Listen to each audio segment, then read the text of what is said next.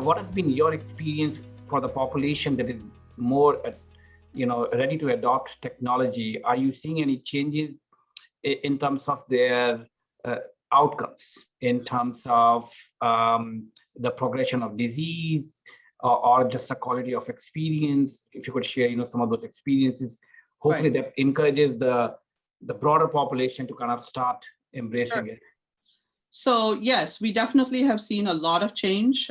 There are patients who have come in with extremely high A1Cs, we get them at 11, 13, 14, etc. And some of these patients, that correlates to sugars in the 500s or 400s or something like that. So those patients, once they have been started, we've had a few that once they have just been given the sensor and they saw how their sugars were, they automatically made their changes to their diet.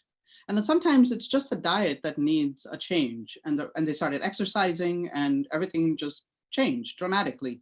And they came down to a really good A1C. And so that is, of course, one very clear one end of the spectrum. We also had other patients who have utilized it and who have been able to bring down their medications dramatically, but who still continue to take meds, but are able to control it in a much better fashion. Unfortunately, these sensors are available through commercial insurances only. They are not available very much through if you don't have a commercial insurance, and Medicare will cover it only if you are on insulin. You have to be on one dose of insulin to get it very easily through Medicare. How does this fit into, let's say, a practice like one of Dr. Bindra? I'm sure some of the members would be curious to know how this whole thing comes together if I'm a patient. What has been your experience?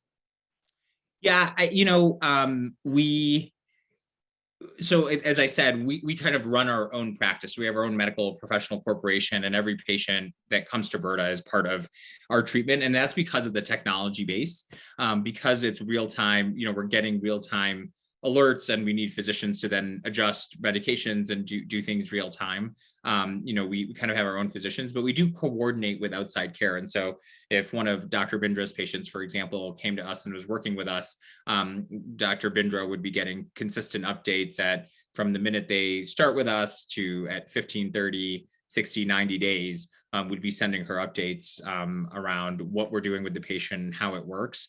And again, that's one of the nice parts of having the technology platform, is those updates we pull them together quickly and send them out automatically. And so that's how we are able to coordinate the care as effectively as possible. So perfect. So let's start with some questions in the panel. I think these are some questions for Dr. Bindra. I think these are typical, questions. Dr. Bindra, the question says, how often should you check your sugar levels and when, and how much alcohol? And then I would, of course, love to get a perspective where technology could help. Okay.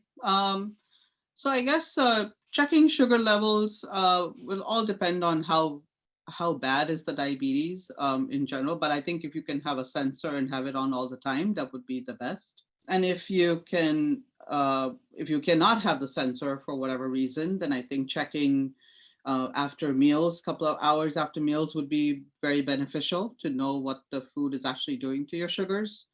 But really, it is actually more the better. So if you can do it many times a day, that's even better. It only tells you what's happening to your sugars throughout the day. As far as alcohol goes, I'm not a very pro-alcohol person, so the answer would be none. But alcohol has a lot of sugar, a lot of carbs. So if it can be avoided, then yes. Gotcha. Thank you. And I think the next question we have is about some of the technology challenges.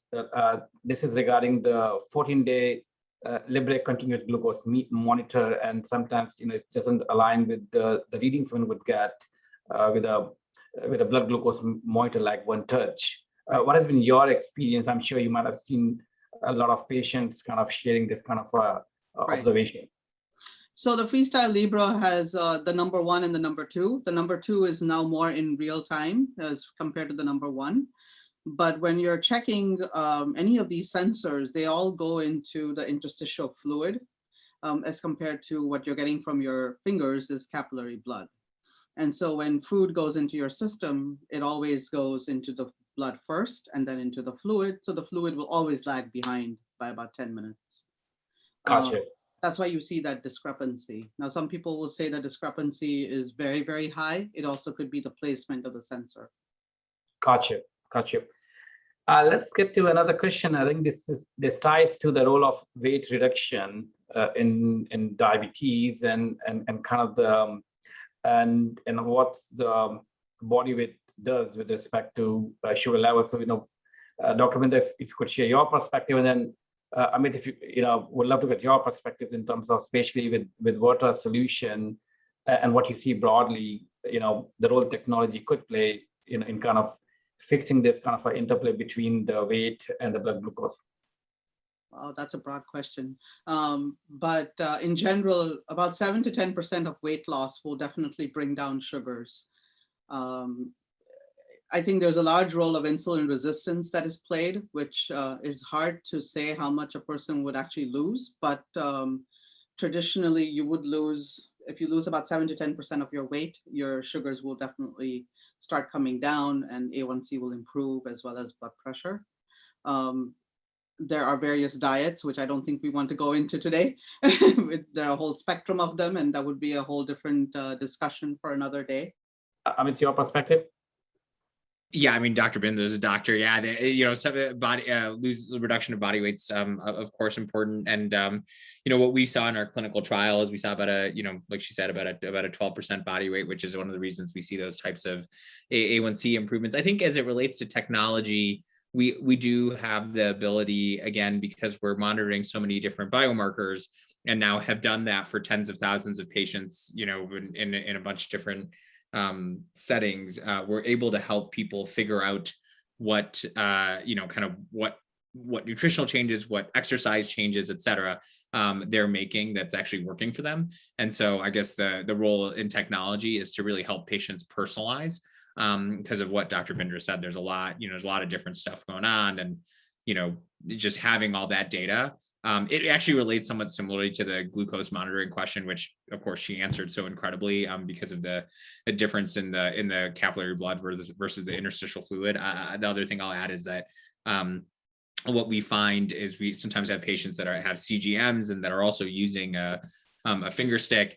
And what in that case, what ends up being more important, as Dr. Bindra very likely said, is the more data you get, the more finger sticks that you do, the more accurate you'll start to see these two readings are, because of the time difference ends up being not as manageable. So anyway, all that's to say that my answer on weight loss and all these is like, yes, the data is really important. And that's where technology can really help, because you can start to trend that data and understand what changes you're making to really drive long lasting change. Well, perfect. As we say, if you can't measure, you can't, manage it. So, one of the recent development has been around using CGM with respect to tracking and managing metabolic health. There have been few companies like, Levels Health, January AI, and few others that's kind of looking at the more forefront of, let's call it, early onset of diabetes per se. What's your perspective on that? How you see, is it a hype, or is there a real value in using CGM for that purpose?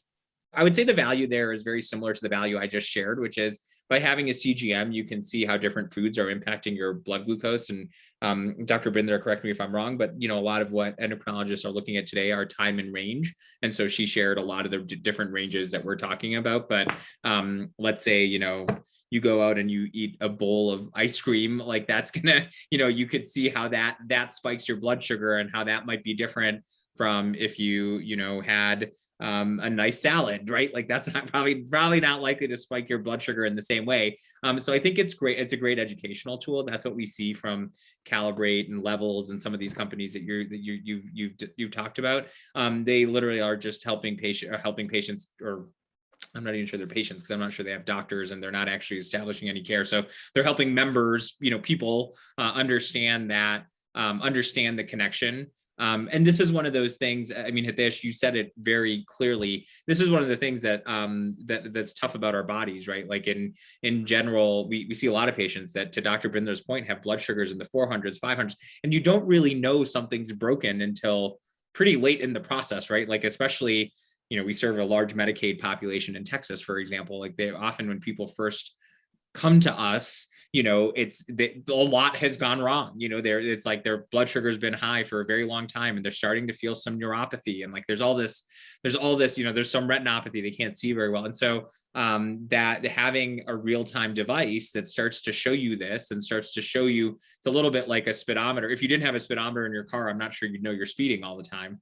And like similarly, if you're not tracking this, if you're not looking at your blood glucose, you just don't know sometimes. So anyway, that's. Thanks, Amit. Dr. Bindra, what's your perspective as a physician? So I think time and range is of course very important, because that's why checking it multiple times a day using a sensor would be very important as well. Different foods have different glycemic indexes, as what Amit was saying. Basically, eating a salad versus eating a nice ice cream would definitely cause a different surge in your blood sugars. I agree with that. Trying to get a CGM approved without having diabetes or being pre-diabetic would be, I think, an act of God in this day and age. It's very difficult. A lot of times people just pay for them. They are not that expensive. In fact, a lot of people, I just say it's like buying a ticket to India. Just think about it that way. It comes to about $1,200 a year, and you could just go that direction and you would have a CGM for yourself. Yeah, let me just share my experience for those who want to try. At least my insurance covered it, even though I'm not a diabetic. And typically, if it's for education purposes, you pretty much need 2 sensors for about a 30-day period, and it costs about $70. Even if in case insurance, yeah, I mean the life libre. Let's talk about 2 groups. One group is about the lifestyle interventions, both for prevention and reversal. So the first question is, what percentage of doctors would recommend personalized lifestyle interventions before starting medications for newly diagnosed diabetes patients? What's your perspective, Dr. Bindra, on that one? So now, of course, you're asking somebody who's an endocrinologist. So I spend a lot of time on lifestyle intervention, but we also start medication sometimes at the same time, only because some of them come fairly late in the game. But otherwise, I think a lot of primary care, with the amount of time that they get to spend with the patient, and maybe with the knowledge base as well, they may not be spending that much time on lifestyle, and that's why they just start the meds. Got you. And Amit, what has been your experience? If you were to answer this question, as you guys. Yeah, I mean, I think Dr. Bindra nailed it. I think that I prior to this job, I ran direct primary care clinics where we actually had a lot more time, and so we did spend more time on the lifestyle intervention. But to Dr. Bindra's exact point, it's because we had the time. We structured it so that our average visits were longer, et cetera.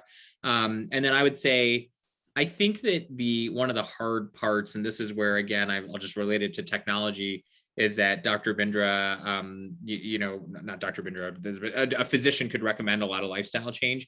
And I think it's really hard to maintain lifestyle change over time. And I think that's one of the areas where technology is really helpful, where you can, if you are testing your blood sugar then regularly, if the health coach can contact you and they can see that data, as I shared that we do, I think that's a lot of where we're able to have the success that we have, because they're kind of real time helping patients, between they see Dr. Bindra one day and then they see her probably like 90 to 120 days later. In that interim time period of 90 to 120 days, we can intervene a lot more proactively and really help them do what she's asked them to do. And that's a lot. Got you. Moving on. So, there's been a lot of talk about reversal of diabetes. Now the question to Dr. Bindra is, how many is everybody can reverse diabetes, or there's a typical situation that is more amenable for diabetes reversal? What has been your experience on that one? So from what I have seen is that the lower the A1C, the greater the chance of reversal. Also because you've had it for a lesser amount of time, you have more what we call beta cells in your pancreas that secrete insulin that help you to function better. The longer you have diabetes, the more insulin resistance you are, the more obesity you have. It takes a longer time.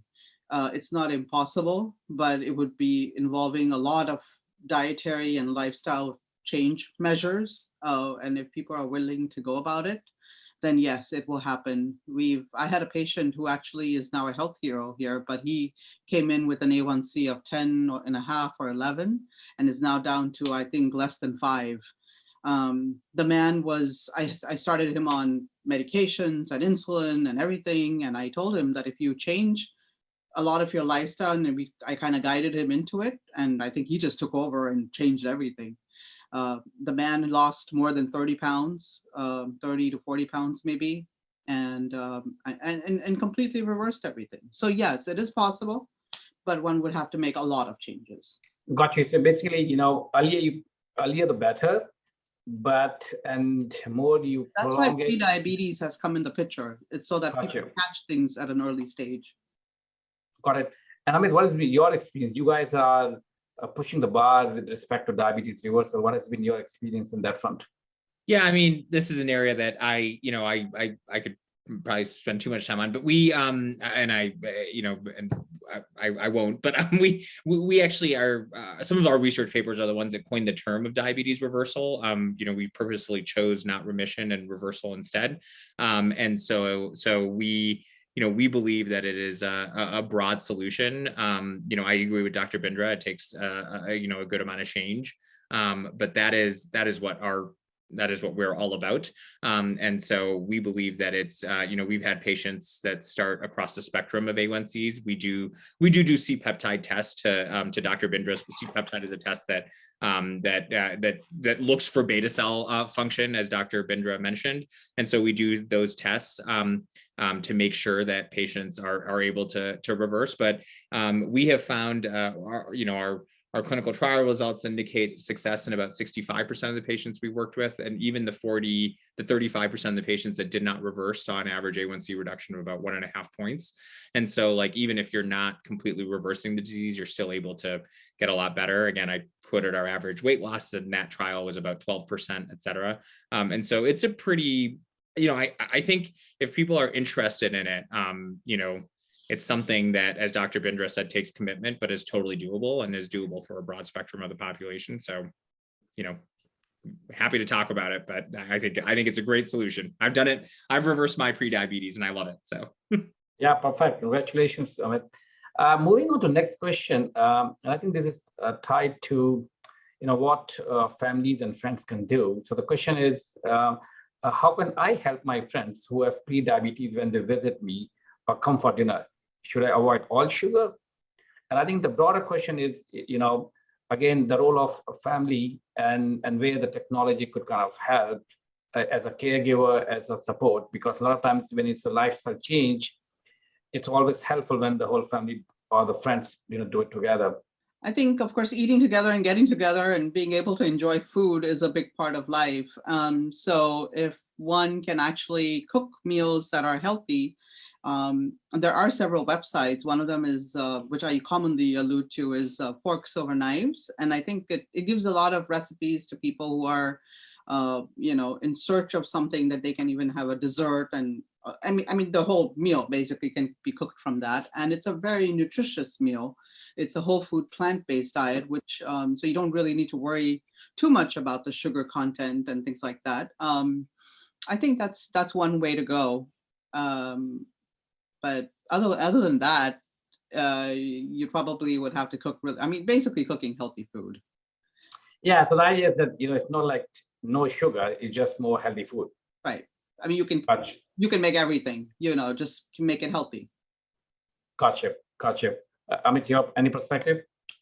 Yeah, I mean, I think, as Dr. Bindra said, I think food is a cultural thing. I mean, especially, if you're South Asian, it's like a very cultural thing. And I'm Gujarati, so it's like especially cultural. Like we only do things with sugar and food. So it's like, it's Yeah, like, that's the stuff. yeah. But I guess I would say that I think the role of the family is to be supportive, and to understand the disease and understand the care plan that the patient is on. What we find with many of our patients, of which we've got thousands of kind of South Asian patients too, where there is a strong component of feeling like, to Dr. Bindra's point, like you have to give something up to get something, and so you do have to make changes to your life.